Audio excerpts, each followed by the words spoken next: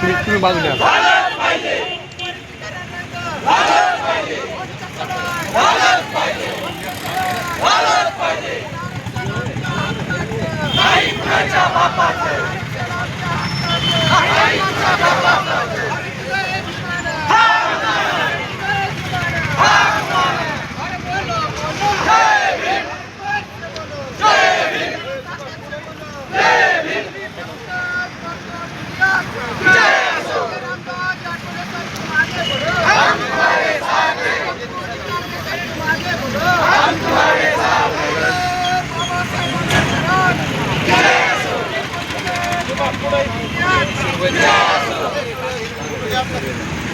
वर्गीकरण रद्द, वर्गीकरण रद्द।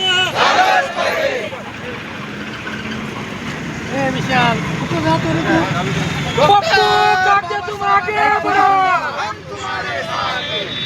अनुसूचित जातीचं उपवर्गीकरण रद्द, अनुसूचित जातीचं उपवर्गीकरण रद्द।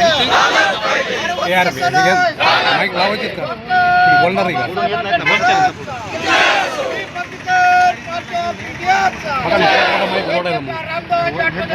आगे बढ़ो, हम तुम्हारे साथ हैं। तुम आगे बढ़ो, हम तुम्हारे साथ हैं। पार्टी ऑफ इंडिया अनुसूचित जातीचं उपवर्गीकरण रद्द। कसं नाही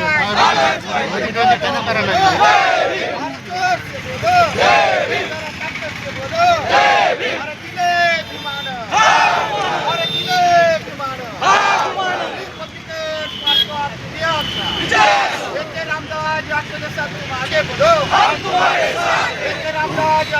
तुम आगे बढ़ो, हम तुम्हारे साथ हैं। कोण बोलतोय हम तुम्हारे साथ हैं।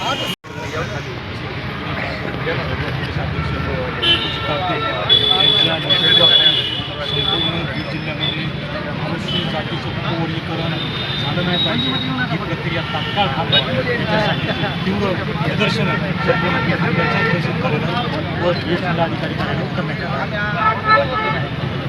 काय मागणी करण्यात आलेली आहे? याची आमचं प्रामुख्याने एकच मागणी आहे की डॉक्टर बाबासाहेब आंबेडकर आहेत संपूर्ण अनुसूचित जातीला 59 जातीला एकत्रित राहावं या दृष्टिकोनातून याचा फायदा या सर्व 59 जातांना एकत्रित मिळाला पाहिजे। यासाठी 13% आरक्षण हे अनुसूचित जातीतल्या 59 जातीला दिले आणि हे जे षडयंत्र आहे ते 59 जातीला तोडण्याचं षडयंत्र हे षडयंत्र हाणून पाडण्यासाठी सर्व भीम अनुयायी सर्व रिपब्लिकन पार्टी ऑफ इंडियाचे कार्यकर्ते हे रस्त्यावर उतरले। बदर कमिशनचा अहवाल मागवण्यात आलेला आहे त्यावर काय म्हणतात? बदर समितीचा जो अहवाल आहे तो जाणीवपूर्वक हा एप्रिल महिन्यात पाहिजे की जेणेकरून सर्व भीम अनुयायी सर्व आंबेडकरी समाज हा जयंती साजरा करण्यात व्यस्त असतो आणि तो टायमिंग साधून त्यांनी तो अहवाल मागितला त्या हरकती मागितल्या आणि ते कुणालाही म्हणजे कुठल्याही वस्तीत गेले नाहीत किंवा कुठल्याही कार्यकर्त्यांना विचारलं नाही त्यावर तो अहवाल फायनल करण्याचं काम बदर समितीने केलेलं आहे। त्यामुळे बदर समितीला देखील आम्ही या ठिकाणी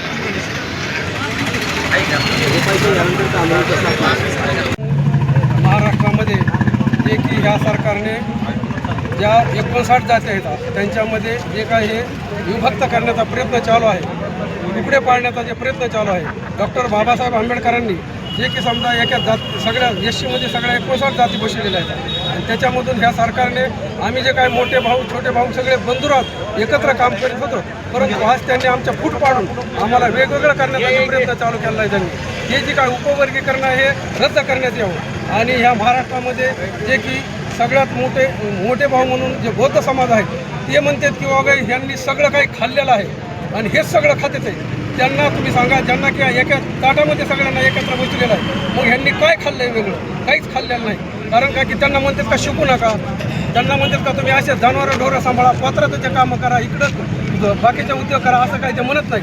त्यांनी उलटे मोठे भाऊ म्हणून त्यांनी असं एक मोठं काम केलं आहे की ते म्हणते विभक्त करू नका। मोठे भाऊ म्हणून त्यांनी जे काही त्यांचं कार्य चाललेलं आहे विभक्त न करण्याचं आणि ह्यांनी तर विभक्त करण्याचा हा प्रयत्न केला आहे, तरी पण त्यांचा मोठा जरी फायदा होत असला तरी ते मोठे भाऊ म्हणून बौद्ध समाज हा फायद्याकडे पाहत नाही। कारण त्यांना फक्त एकत्र पाहिजे, आपण सगळे बंधू एकत्र जसे आहेत बाबासाहेबांनी जसे एकत्र ठेवले असेच आपण इथून पुढं पण एकत्र राहू, हे त्यांचा जे प्रयत्न चालू आहे मोठ्या भाऊ म्हणून हे बौद्ध समाजाचा जो जे काय आहे ती समजा या फडणवीसांनी आणि या सरकारने वेगळं करण्याचा जे प्रयत्न केला आहे ते आम्हाला हाणून पाडायचं आहे आणि हे उपवर्गीकरण करायचं नाही. एसी समाजातील 59 जातीपैकी चर्मकार समाजातून आपण नेतृत्व करत आहात. आपल्या समाजातील नागरिकांचे या आंदोलनाला पाठिंबा आहे. पूर्णतः महाराष्ट्रामध्ये पूर्ण चर्मकार समाजाचा एकजुटीने पाठिंबा आहे आणि आम्ही एकत्र काम करीत आहोत आणि एकत्र राहत आहोत.